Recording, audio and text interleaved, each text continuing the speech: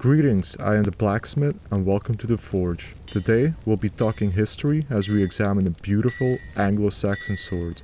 Hope you're as excited as I am and let's get into it. So it's 1938 and the 55-year-old landowner Edith Pretty hires self-taught archaeologist Basil Brown to investigate the large and somewhat suspicious mounds on their property. Little did they know they were about to uncover one of the most significant archaeological discoveries ever made. The mound spawned a wealth of treasure dating as far back as the 6th century. The story of the discovery could be a video on its own, but instead we'll be having a look at just one of these treasures as we examine the Sutton-Hoo sword.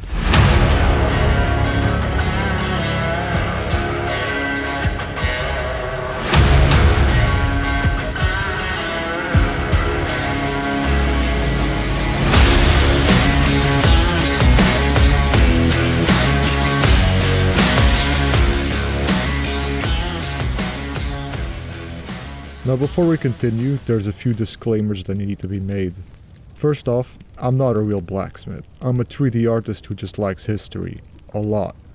Even though I couldn't create a real sword to save my life, I figured I could still show people something new by making 3D recreations of swords.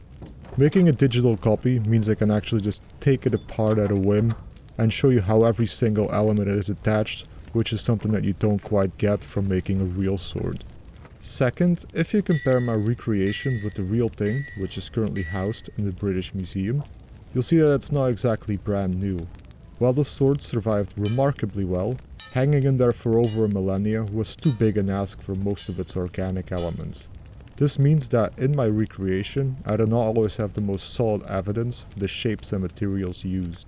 So rather than claiming that this is what the sword definitely would have looked like, instead I'll represent it as my interpretation of what it could have been. Although rather than just slapping the word subjective onto it, I will qualify my reasoning and state my sources, and then also, should my reasoning be incorrect or otherwise faulty, it's only fair that this should be pointed out. So here we have the Sutton-Hoo sword as I recreated it.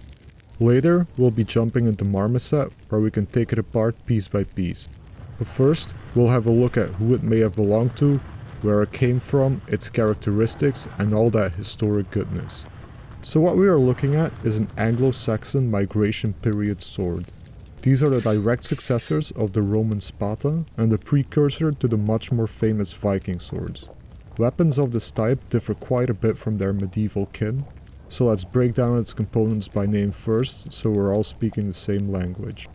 Going top down, we have the pommel cap, the upper guard, the grip, and the lower guard. All of these put together make the hilt. Then, last but not least, we have the blade. Blades in this time would have little to no variation. Some may or may not be fullered, and some may have a pronounced tip, whereas others may be fully rounded at the end. Although their differences are quite few. So when we want to categorize these swords, it's way easier to do so based upon their hilts. Luckily for us though, some of the big brains in this field have already done all of the legwork for us. Today, we'll be looking at the typology of just two such people. First off being Elis Behmer. Behmer.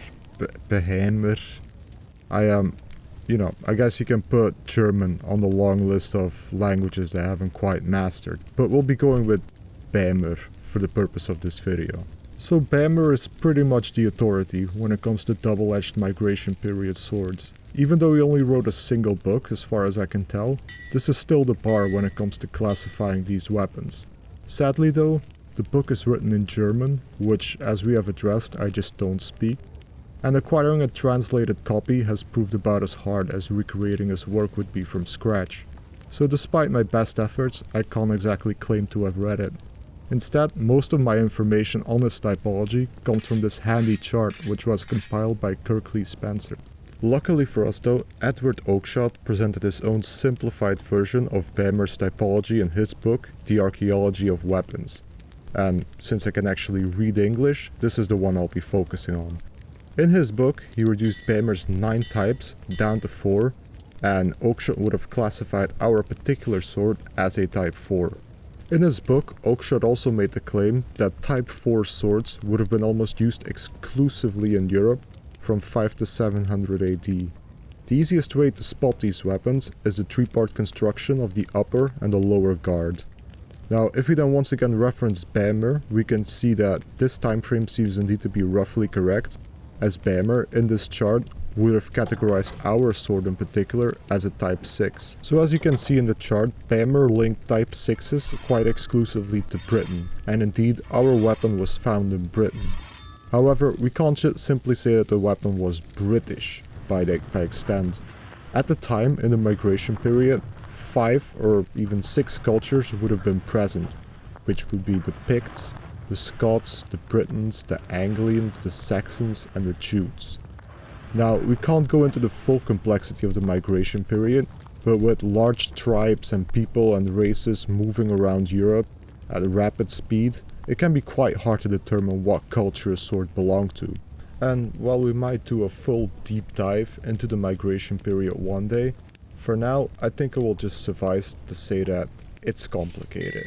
Another thing that we need to take into account when determining the owner of such a weapon is the custom of burying and reclaiming weapons.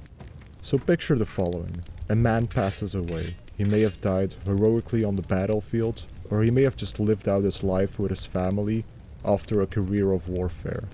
Whatever the case may be, after his death, a burial mound will be raised, and the man, along with his worldly possessions, his weapon, his armor, his equipment, would be entombed within it. Years later, his son, his great-grandson, or just a stranger who did a heroic deed for the family, might prove themselves worthy and be granted a piece of equipment from the mound. And such, the grave would be opened and the sword in this case would receive a new owner. This also explains why several of the artifacts in the Sutton-Hoo burial predate the actual burial by a significant margin. They may have been heirlooms or even be reclaimed from the ancestors of the man who lied buried there. It's been suggested that this tradition came to be so that a son would not simply inherit the wealth of his father. Instead, they would have to work and fight to create their own. This would ensure that future generations wouldn't go soft. And definitely, if you look at the migration period, which was characterized by its warfare and bloodshed that was nearly ever present, you can see the utility in ensuring a generation of strong men for the future. Whatever the case may be, you can see how a custom like this might complicate things when determining the previous owner of a weapon and the time in which it was created. But it's thanks to this custom that we know so much and have so many of the fine treasures left to us from the past. And even though maybe they weren't supposed to be preserved for over a millennia, a lot of them are still in a very fine shape. So then who was the previous owner of the Sutton-Hoo sword, and also importantly, who was the man buried at the Sutton-Hoo ship burial? When it was first uncovered, there was quite literally no body to be found. The idea was then floated that, rather than a grave, it may have been an epitaph or a memorial. Oakeshott suggested in his book that it may have been created by the Christian king Ethelwald for his pagan brother Ethelheer, who died at the Battle of Winweed. Also as a side note, I still don't know if I'm pronouncing these correct, but we're just gonna roll with it. However, this theory no longer quite suffices. When a site was re-excavated in 1963, analysis of the soil beneath the burial chamber showed that a body had once been present, but had long since been dissolved due to the acidic nature of the soil. So now we know in fact that we are dealing with a grave, we can start looking for a likely candidate whose burial might be appropriate for the size and splendor of the Sutton-Hoo grave. And while Ethelheer might still seem like a likely candidate, archaeologists have singled out one individual that fits the bill more than any other. Redwald, son of Title, son of Wuffa, king of East Anglia, and Bretwalda of all the Anglo-Saxon territories. Bretwalda in this case being an honorific given to certain Anglo-Saxon kings, which likely meant something along the lines of Lord of Britannia or First Among Equals or what have you. So just if this Daenerys level of titles isn't quite enough evidence for you, let's go over all the other reasons why it is believed that Redwald was indeed the man who owned the Sutton-Hoo sword and the man who was buried at Sutton-Hoo. First off, the man buried in Mount 1 would have been buried in about the early 600s AD, which matches with the information that we have on Redwald, who died in the early 7th century in about 624 AD. Second, the man would have had to been of considerable status. Not only were double-edged swords quite rare and quite valuable at this time, unlike their single-edged brothers, the sacks, which were much more commonplace, double-edged swords were mostly reserved for chieftains, kings, nobles, and, well, the 1% of the time, essentially. Also, I think it's archaeologically sound for me to say that being buried in a 27-meter long ship was quite exceptional even back in the day, let alone have that ship be loaded to the brim with valuable treasures, weapons, and equipment. So I think we can safely assume that the man buried there would have been of considerable status and would have carried a significant amount of renown. So then let's see if Redwald actually fits the bill. And most of our evidence for this comes from the Venerable Bede in his book, An Ecclesiastical History of the English Nation. Now, one thing to keep in mind is that not only was this book written over 100 years after Redwald's death, but it's also written from an extremely English and an extremely Christian point of view. Now, Bede could at first, in one chapter, he could be talking about a very sober account of how the English island was populated by the Picts, the Saxons, the Britons, etc. And in the next he would be describing at length the many miracles performed by the many, oh so many saints that he describes in his book. So you can take his word for what you will, but he's still our best source for these early Anglo-Saxon kings and queens. And while it's very clear that Bede did not have a particularly fond view of Redwald for reasons we'll address later, he still referred to Redwald as the fourth Bretwalda of Britain and the most powerful British king south of the River Humber, marking him as a man of great renown. He was also the man who saved the life of Saint Edwin and installed him as king of Northumbria. Though one can imagine, Redwald would have had a significant amount of influence over him.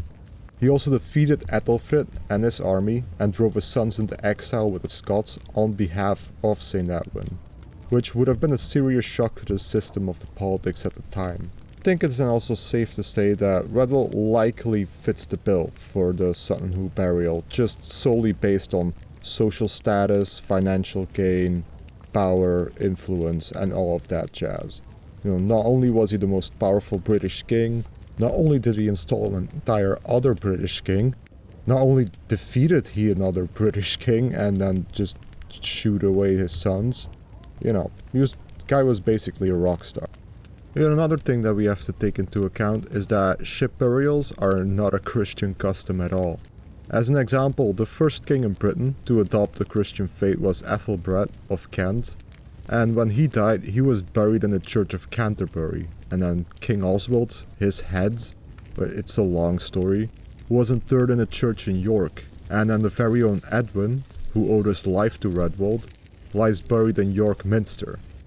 But then how do we know that Redwald was in fact not a Christian? Well, remember when I said that Bede really didn't seem to like Redwald?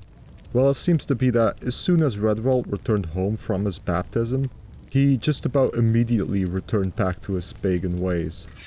Bede described him as having had a secret temple where he had an altar to both the Christian god and to the pagan gods, although Bede described them as devils, so take that for what you will. But this does seem to be a account that Redwald was indeed not Christian, or at least not quite sure about which afterlife he wanted to court. This actually sounds very reminiscent of the Viking Lord Rollo, or the first king of Normandy if you will, who was said to have killed 100 captives before his death and then released 100 others just to get into good graces of both his pagan gods and the Christian god, just in case. So, that little tangent aside, we now have a pretty strong case for why Redwald might be the man buried in Sutton-Hoo grave. And considering we are discussing events from about a millennia and a half ago, I think this is about as good as we're going to get. However, you still might want to argue that the sword didn't necessarily belong to Redwald, because remember that little custom of burying and reclaiming weapons that I mentioned earlier? Well, it's not unlikely that maybe the sword could have belonged to his father Title or his grandfather Wuffa, but that would be pure speculation, but regardless, it's something to think about. So now that we got that whole history lesson covered, we can actually return to the sword. Now, you may have already noticed a couple of odd things just by looking at it. You may have observed that the grip of the sword is really rather short. You know, you'd barely be able to fit a single hand. You know, second, the pommel cap would actually be really close to the hand of the wielder, so it wouldn't really offer any counterbalance to speak of. And the blade is really, really wide, and it doesn't really have any taper to it. And all of these observations would be correct, so good on you if you spotted any of them. So while these swords are often really beautiful pieces of art, they really lack the refined forms and the simple elegance of the Viking sword successors. And indeed, the pommel cap doesn't really serve as a pommel at all, and it's purely an aesthetic addition. The blade is indeed rather wide, making for a very top-heavy sword. And even though there are some likely explanations for this kind of design, the lack of fighting manuals, instructions, and whatnot make that, we can only really speculate as to the reasons for this. So also at this point, I want to quickly throw in that I've never actually handled a blade like this. So I can only really speak to the way it looks, what I've been told, what I've read, videos I've watched. But, let's continue. So let's not have a lack of evidence stop us from speculating. Because the first reason for this kind of design might very simply be that the migration period sword was just a stepping stone between the spada and the Viking sword. So here you have a spada, here you have a Viking sword, and the migration period was just the necessary design step to bring the two together. Second, we might just be wrong thinking of the sword as a weapon unto itself. It's very likely that the sword is actually meant to be combined with a shield. And certainly when you look at it, it doesn't exactly look like something that would be used for dueling, as it would become popular later on with the rapier. So maybe this was just supposed to be comboed with a shield. And surely you could imagine just holding a guard with a shield and just kind of dropping this top-heavy cutter over it onto your enemies might actually be quite effective on the field of battle. A last reason is that stirrups at this time started to gain prominence in Europe. Now, stirrups enabled the use of heavy cavalry, and as a result, heavy cavalry started to replace the Roman battle formations as the dominant fighting force. Now, the spada, which was the precursor of the migration period sword, as we have discussed, was already a cavalry sword in and of itself. And it may just be that with this rise of heavy cavalry, a need for a heavier cutting sword just came naturally.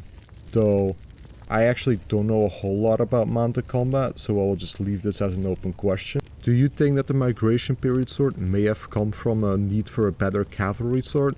Just let me know in the comments below. I'll check it out, maybe we'll do a future video on it, who knows. So now we're gonna head into Marmoset, where we can actually break down the weapon completely and just look at how its individual components are attached, how it fits together, and all of that. If you want to recreate this for yourself, there will be a link below where you can download the model, you can download the textures, and you can just recreate this for yourself with using whatever software you're comfortable with. So working our way top down, we'll start with the pommel cap, and here we have it. This specific cap was made out of 21 to 23 carats of gold, which is, about as high as that number is ever going to get. And it's decorated with a technique called filigree, which is essentially decoration with a beaded wire, in this case also gold. We also have this pattern of inlaid garnets, or cloisons as they are called. I also don't speak French, which you may have already expected at this point, but what can you do? Either way, Sue Brunning had a very interesting observation about this, which was that the pattern is actually different on each side, though be it in very subtle ways. One of the patterns is more complex and is also more expensive to make, whereas the other one was it looks quite similar from a distance if you squint your eyes a bit, but up close it's clearly less complicated and is also less expensive to make.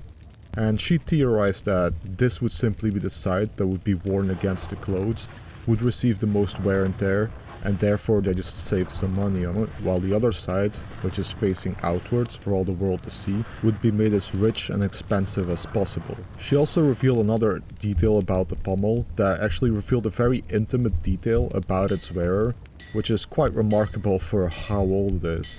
Although I won't spoil it here because I really want to encourage everyone to go and watch the video. Because looking at a recreation might give you some valuable insight, but looking at the real sword is just an entirely different experience. So now let's actually see at how this pommel cap is attached, because it will show you why we've been calling it a pommel cap so far and not just a pommel. Because the tang of the sword isn't actually in any way attached to this pommel cap. It doesn't really serve any purpose, it doesn't serve as counterbalance. It seems to be a strictly aesthetic addition. You know, the only purpose that it would serve would be to boost social status of the wielder. Now, I wasn't quite clear at how this pommel cap is actually attached.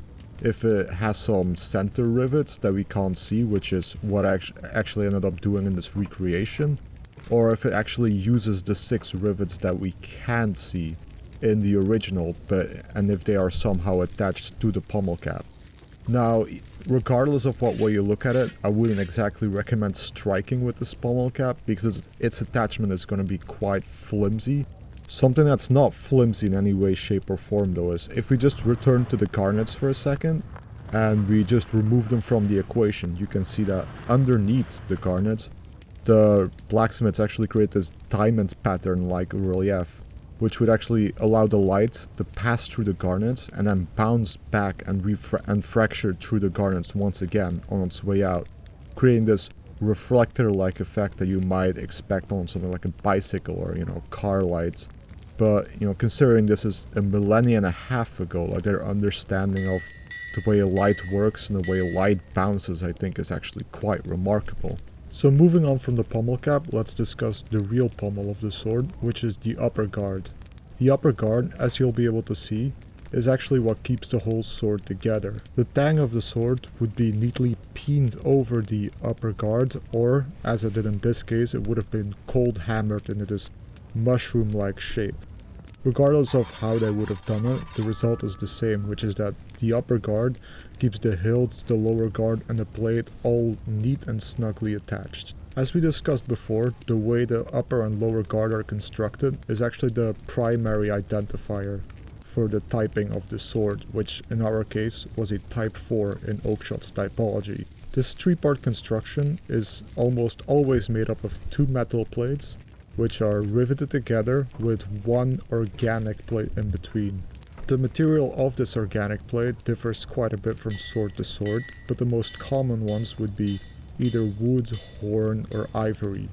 Sadly, very little of these actually survive the passage of time, unlike their gold counterpart. In my recreation, I ended up using horn for my plates. However, I don't actually have any solid evidence that this would have been the case in the real sword. Sadly, these elements did simply not survive on the real sword.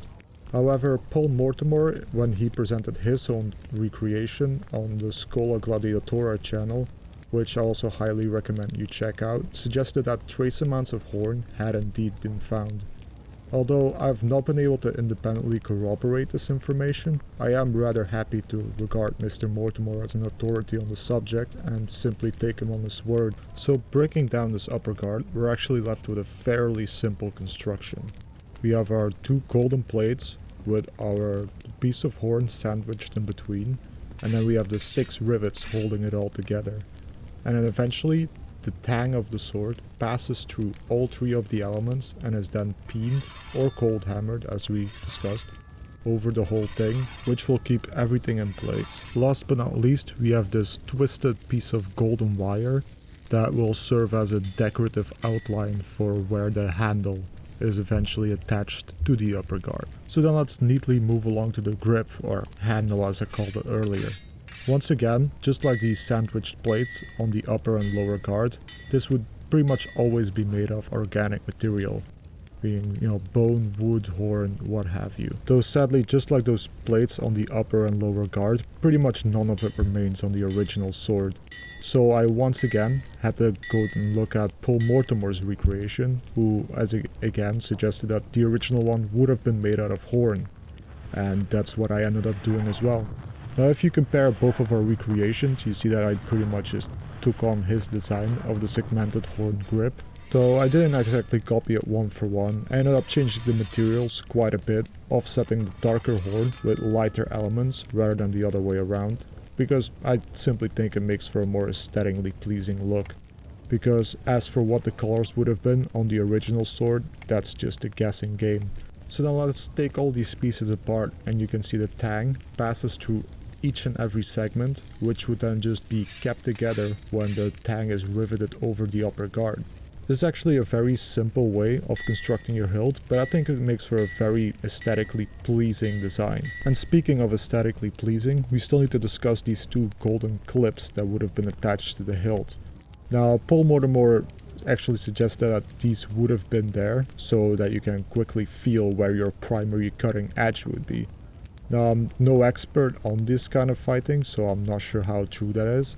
I've also heard it suggested that there would have been 4 and that 2 of them simply went lost. Now, I don't actually have a particularly strong opinion on these clips. Maybe there were 4, maybe there were just 2. I don't really know, and I don't really have any further information on these either. Now, I just went with 2 because that's the amount that were found, but just to keep in mind that, yeah, potentially there were 4. Now, regardless of the amount that there would have been on the original one, these are actually quite important as a discovery went because they give us a very good indication of what the shape of the grip actually would have been. And I also want to call some attention to the filigree present on these clips. While a lot of it just seems like random curls and just decoration, some of these actually reminded me quite a lot of these Trinity symbols that keep popping up through the ages. Now, these are religious symbols referring to, well, in the Christian example, the Father, the Son, and the Holy Spirit. Now let's move on from this grip and very quickly discuss the lower guard. Since the lower guard is mostly the same as the upper guard, I'm just going to gloss over it rather quick. So once again we have 2 metal plates with a horn plate sandwiched in between. Now the only real meaningful difference from the upper guard is that only 2 rivets were used instead of 6. Now the purpose of the lower guard is also pretty much a standard affair. Just like most swords, it is just there to protect the owner's hand and to stop the hand from slipping onto the blade. So now let's talk about something much more interesting than this silly lower guard. Let's talk about the blade. Now, in my recreation, I ended up using the dimensions that were presented on the website of the British Museum. So my blade is 595mm in length, 720mm from the tang, and would be 8mm thick at its widest point.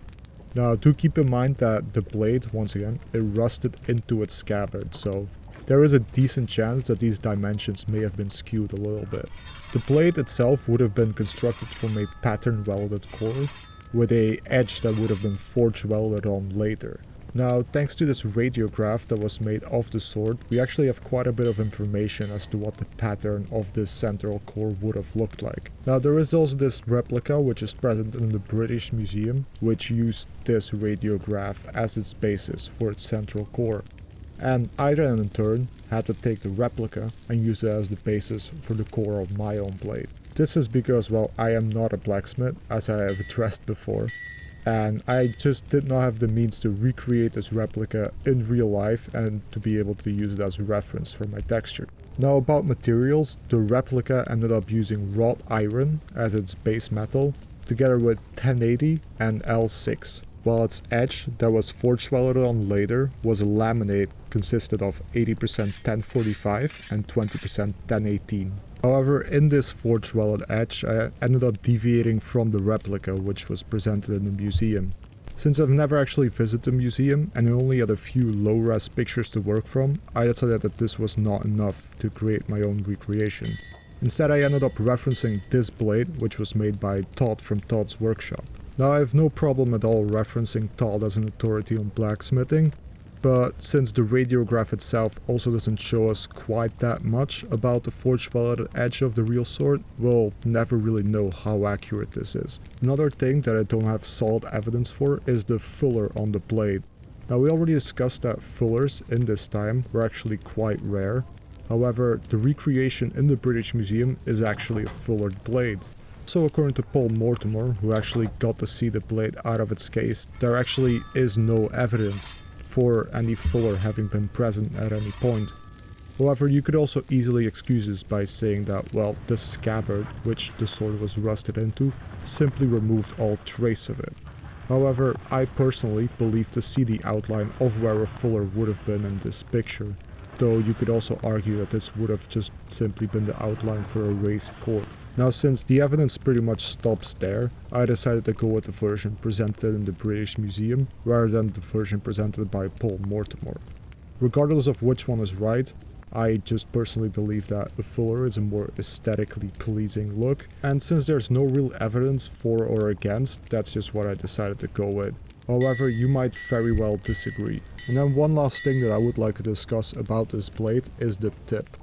Now, we already discussed that swords didn't always have a pronounced tip in this time since they were primarily cutting weapons. However, I mostly followed the outline of the remnants of the original sword, though that might not necessarily be correct. Now, we already discussed that, yes, since the sword is rusted into the scabbard, that the outline may have been distorted and might actually even be nothing like what it would have been originally. It may be thicker, wider, or maybe even the scabbard would have had a differently pronounced tip than the sword actually would have had. This is another one of those things that we will likely never be certain about, as we simply do not have the technology to reconstruct the original sword to its original shape. Regardless, I still wanted to address this, as you might rightly point it out as being wrong, or maybe you just have a difference of opinion. So, now that we've discussed all of the parts of these weapons, let's just put them all back together real quick. And there we go, we got a weapon fit for a king. Now, I still want to say a few words at the end of this video. Now, I've always felt very strongly that history should belong to everyone, and therefore I will also just be giving away all of the assets that I used in the making of this video. This includes my models, my textures, the images, whatever. You can use these for whatever purposes you like, just short of selling them, because it's kind of a dick move to sell free stuff. Now, you can mod it into your favorite game, use the images for your role-playing sessions or your books, add a sword to your own game project that you're making.